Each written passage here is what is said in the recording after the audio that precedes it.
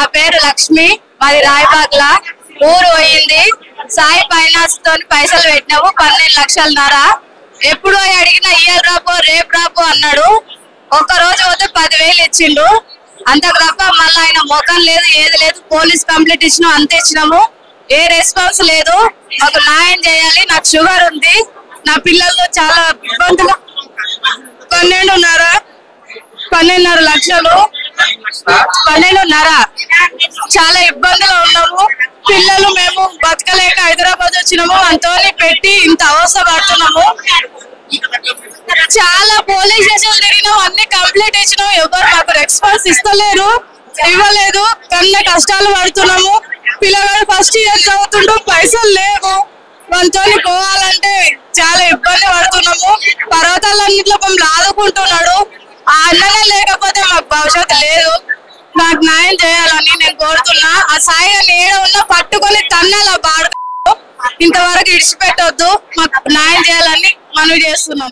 మాకు జరిగిన అన్యాయం, ప్రాజెక్టులలో భూములు కోల్పోయి ఊర్లు పోయి ఆ డబ్బులు వస్తే 1 ఎకరానికి 40,000 రూపాయలే కట్టించారు.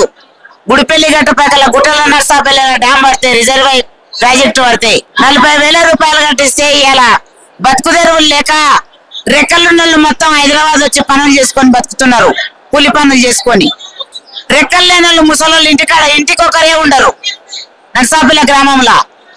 మళ్ళా తర్వాత నాగపూర్ లో ఒక ప్రాజెక్టు పడ్డది. వాళ్ళకి 5 లక్షల డిమాండ్ కట్టించింది గవర్నమెంట్.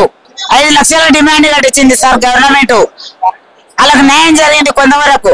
ఆ పైసలు ఈ పైసలు మొత్తం తీసుకుపోయి ఓం శ్రీ సాయిరాం ఫైనాన్స్ దగ్గర మేము చిట్టీలు వేసుకుంటే ఇలా ఎత్తేసి 150 కోట్ల రూపాయలు ఎత్తేసి మమ్మల్ని కాదని ఎత్తేసి ఇక్కడ హైదరాబాద్ లో ప్రగతి నగర్ లో సొంతం ఇల్లుంది.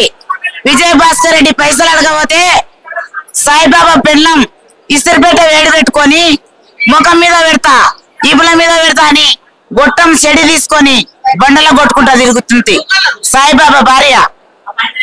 పైసలు మొత్తం తీసుకుపోయింది ముందుగా సాయిబాబే. ఆయన తర్వాత ధనంజయ్, బాలేశ్వర్, నాగం బుచ్చిరెడ్డి, నాగం కరుణాకర్ రెడ్డి, జానగ్రామ్ రెడ్డి 6 మంది బాధితులు. వాళ్ళు 14 మంది బాధితులు కానీ 6 మంది ఇంట్లో లూటీ దొంగలు. ఈ 6 మంది కోసమే మాకు డబ్బులు వస్తలేవు. మాకు న్యాయం కావాలని కోరుకుంటున్నాం. మా న్యాయం మాకు సంపాదించాలి.